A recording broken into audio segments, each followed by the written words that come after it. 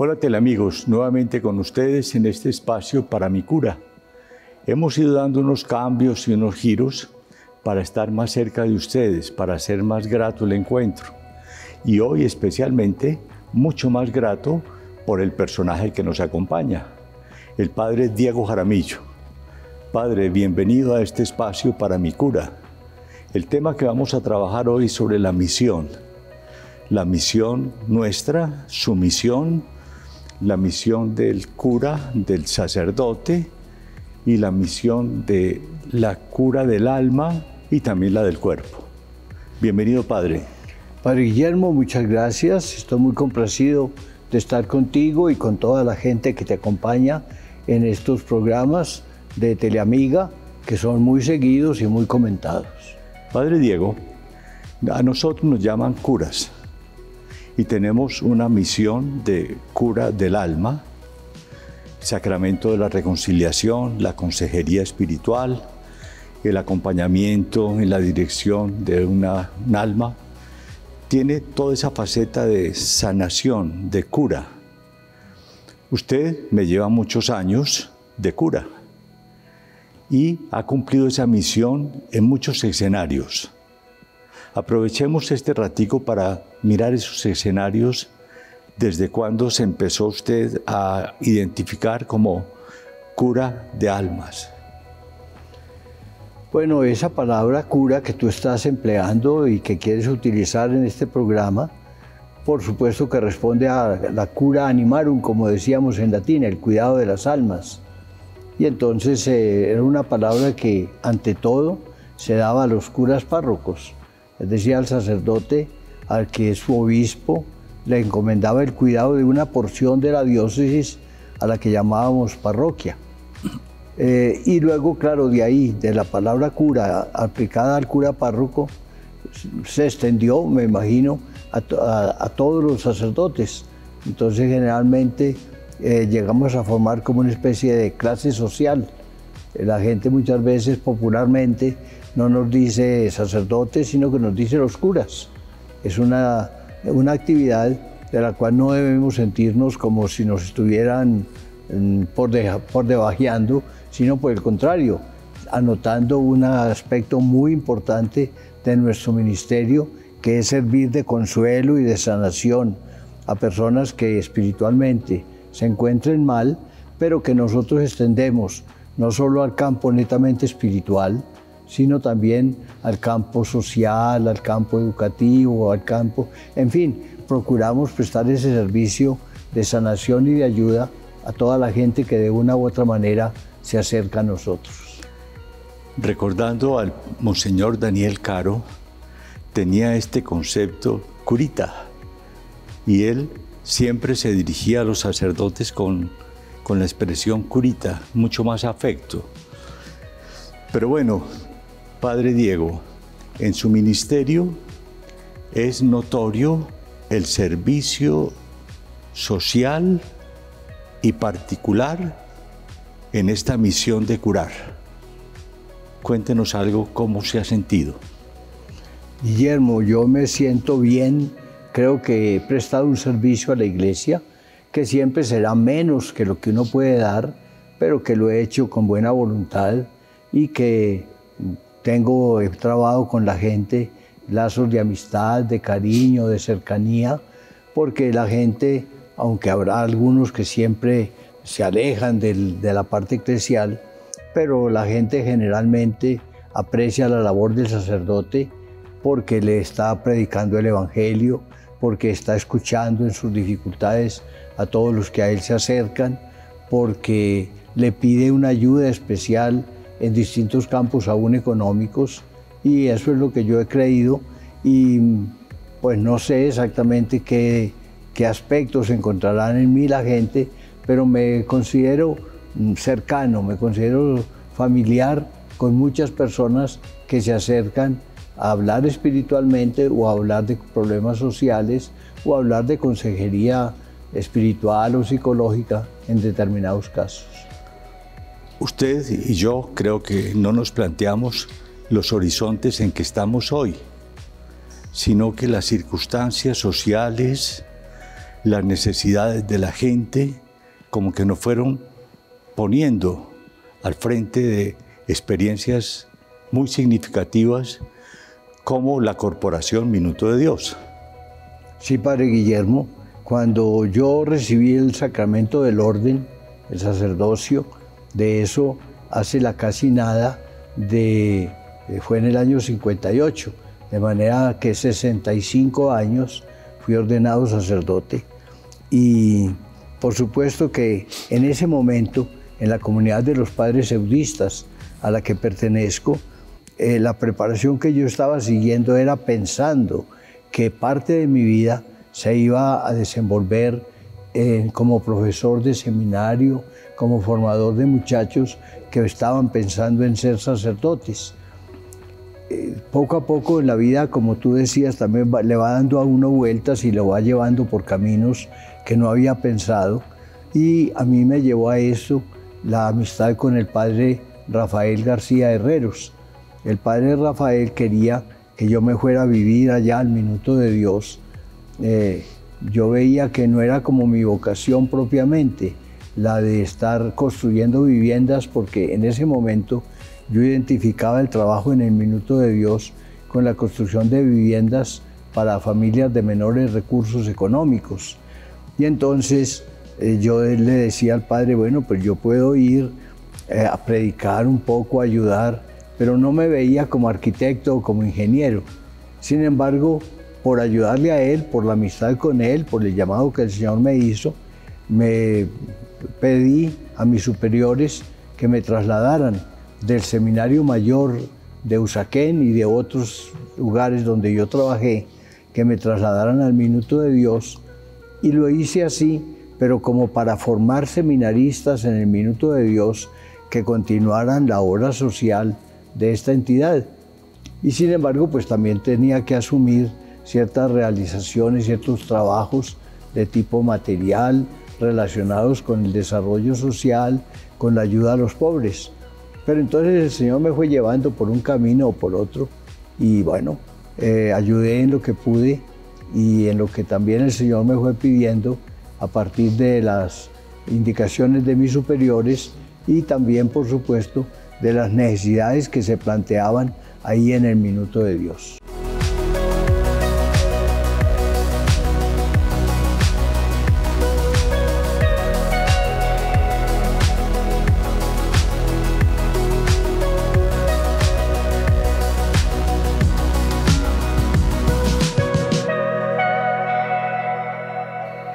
La figura del padre García Herreros es una imagen, pero clarísima, en su vida.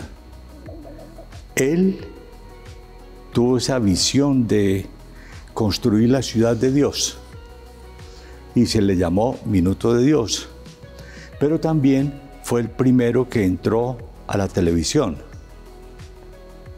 Sí, padre, como tú lo recordaste ahí rápidamente, el padre Rafael comenzó en Cartagena un programa radial que se llamó La Hora Católica.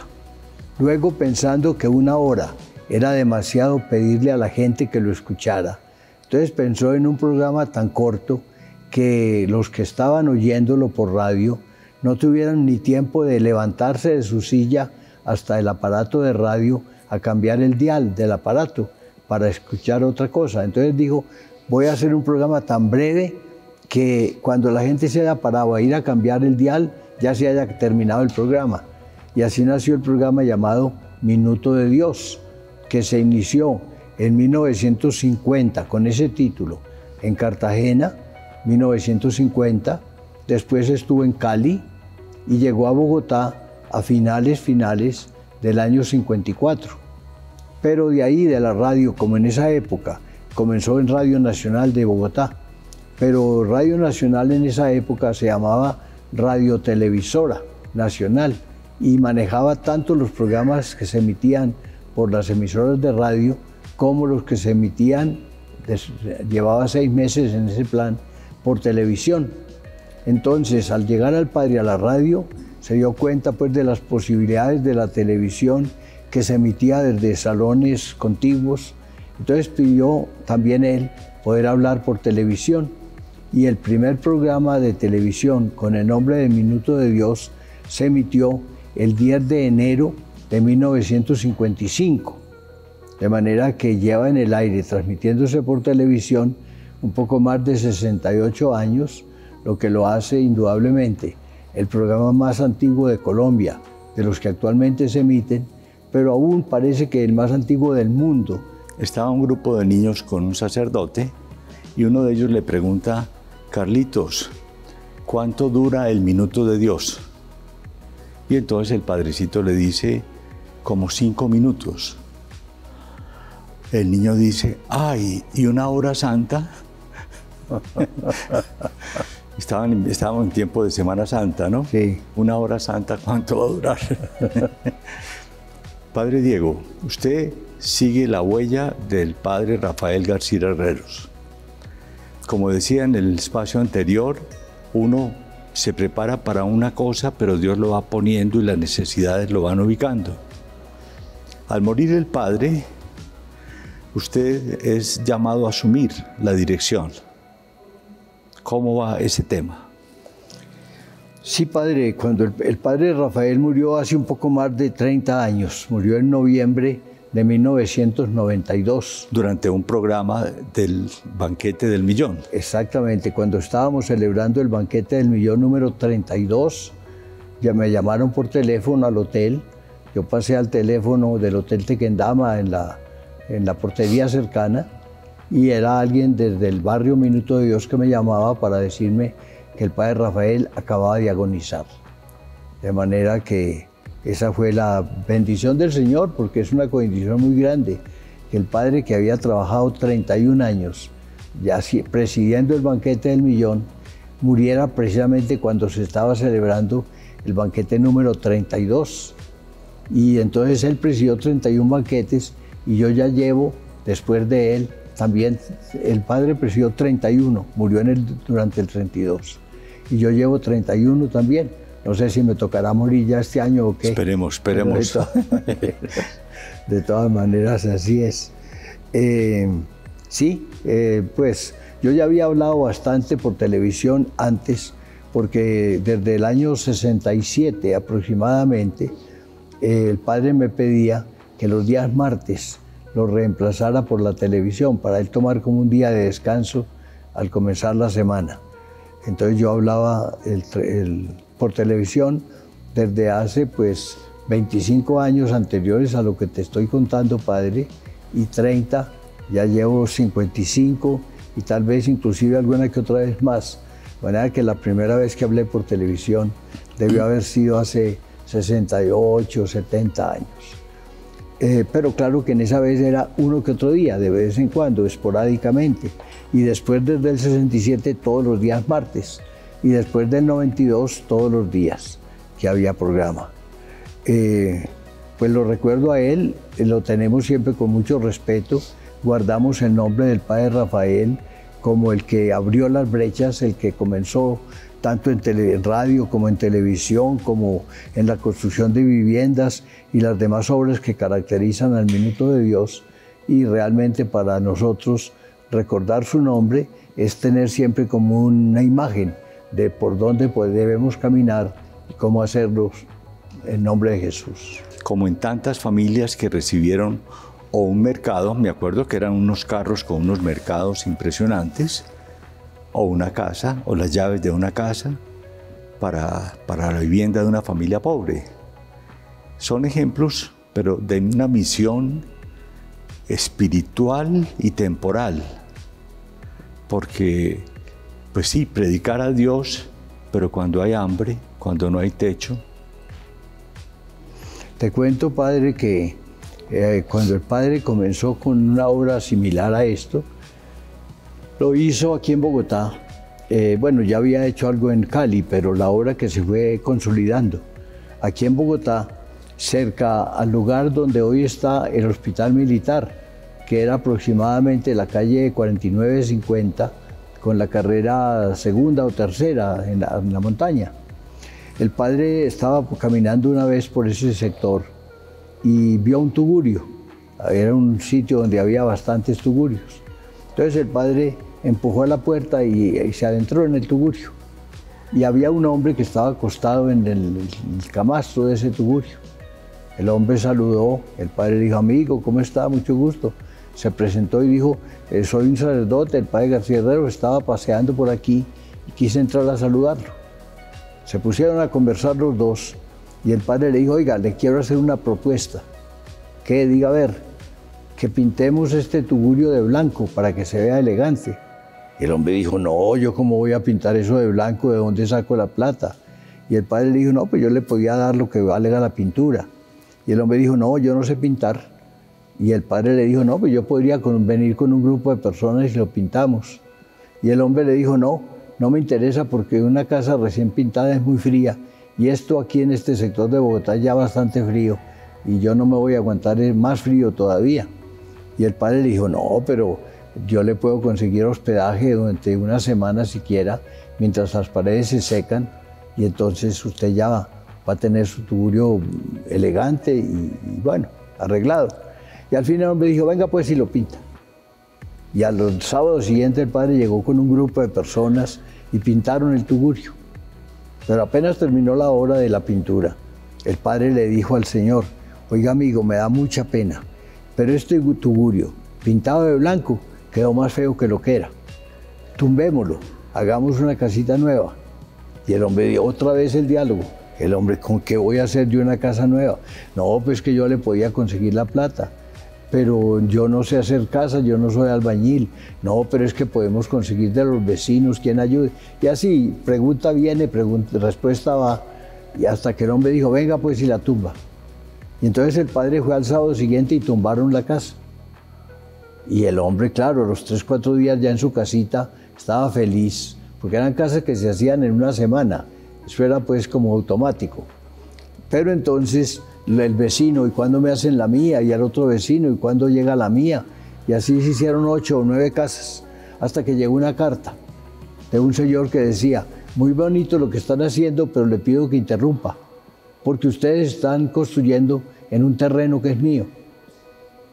El padre después dijo por televisión, me da mucha pena, yo creí que el terreno le pertenecía a los que estaban ahí viviendo, pero ahora me doy cuenta que era una invasión. No podemos seguir ahí, esperemos que quiera Dios. Y entonces don Antonio Restrepo Barco, en cuyo honor se hizo una fundación que llama Restrepo Barco, le llamó al padre y le dijo, en un municipio vecino, que ahora es parte de Bogotá, en un municipio vecino a Bogotá, que se llama Engativá, yo tengo una fanegada, se la regalo, para que haga ahí sus casas. Ahí ya el padre con una fanegada de terreno, apareció otro señor llamado don Estanislao Olarte. Digo, yo compró otra fanegada y dijo, yo también se la regalo. Entonces ya hubo 2 fanegadas. Y a los 2 o 3 años vendían un terreno mucho mayor. Y el padre dijo por televisión, me venden un terreno. Muy bueno sería para construir todo un barrio, pero vale 100.000 pesos, yo no los tengo. Si alguien me los quiere prestar, yo creo que en 2 años los puedo pagar. Y entonces él lo dijo por televisión. A los 2 días se vinieron 3 familias de Medellín. La familia Farberov, la familia Mankiewicz y la familia Mankiewicz, Rabinovich y Farberov. 3 familias judías. Y dijeron, padre, usted pidió que le prestaran 100.000 pesos. Aquí los tiene, pero no es un préstamo. Nosotros hemos hecho nuestra fortuna en Colombia y queremos devolverle al país algo de lo que el país nos ha dado. Lo vamos a hacer a través de usted. Le damos esos 100.000 pesos para que construya casas para los pobres. Con eso se consiguió el terreno donde hoy está el barrio Minuto de Dios.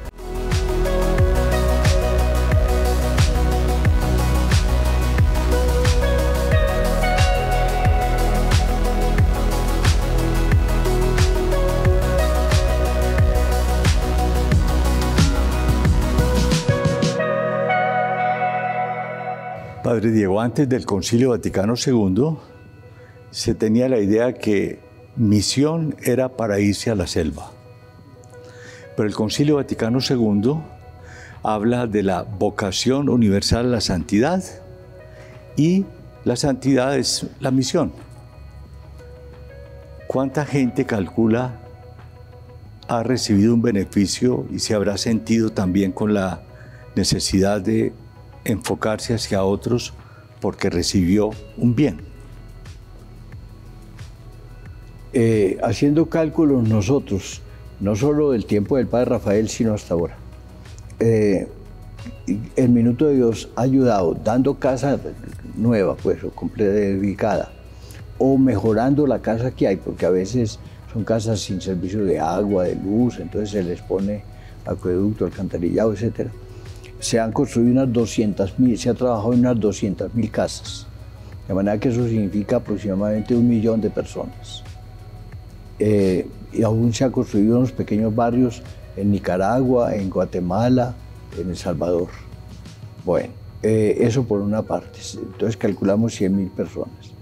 Actualmente, entre estudiantes de colegio, universidad, tecnológico y estudiantes pues, de toda clase, tenemos unos 160.000 alumnos en todas partes, de manera que, pero eso este año, pero como eso es un trabajo que viene claro, de años pasados, entonces fácilmente puede haber más de 500, 600.000 alumnos que han pasado por esa posibilidad, fuera del programa de televisión y de radio y demás. Esta es una gran bendición y un motivo de acción de gracias, porque lleguemos como a una conclusión. Todos tenemos misión. Cada uno debe procurar preguntarse ante Dios cuál es mi misión. Y si vamos identificando que las misiones se van entrelazando, la solidaridad de misioneros, la fraternidad cristiana, es un motivo de testimonio al mundo. El tiempo en televisión es muy breve.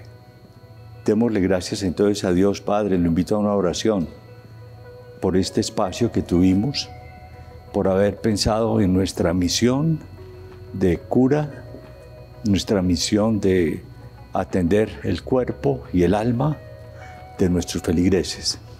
Y hoy consideramos que nuestra misión, donde estemos, aquí en Bogotá, es trabajar por el Señor y comunicar nuestra fe y atraer a que muchos otros, católicos o no, que no conocen a Jesús, se empeñen en conocer y en comprometerse con el Señor. ¿Terminamos con una oración? Por supuesto, Señor. Te damos muchas gracias por todos los hermanos que nos han enseñado a nosotros a conocerte, por todos los que han sido nuestros profesores y amigos, por todos los párrocos que nos han llevado al Señor, pero también, Señor, te pedimos que nosotros mismos seamos instrumentos dóciles, a través de los cuales tú puedas llevar a gente a conocerte, a amarte, a servirte y a comprometerse también como misioneros. Y yo quisiera pedir a muchos jóvenes, de esos que tal vez nos están escuchando ahora, a que se unan con nosotros. Claro que en cualquier obra de la iglesia pueden reunirse, pero entonces ya que estamos hablando del Minuto de Dios, yo invito a los jóvenes a que lleguen allá al minuto. Estoy dispuesto con los brazos abiertos a recibirlos y ayudarles a descubrir si pueden servir al Señor como sacerdotes o como laicos, como religiosos, como sea, pero que todos se comprometan a servir al Señor y que lo hagan con entusiasmo, con energía y con la alegría juvenil que caracteriza esos años nuevos. Gracias, Padre. Damos la bendición. El Señor les bendiga y les guarde, haga brillar su rostro sobre ustedes, les conceda su favor, vuelva su mirada hacia ustedes, les dé la salud, la alegría y la paz. En el nombre del Padre, del Hijo y del Espíritu Santo. Amén. Amén.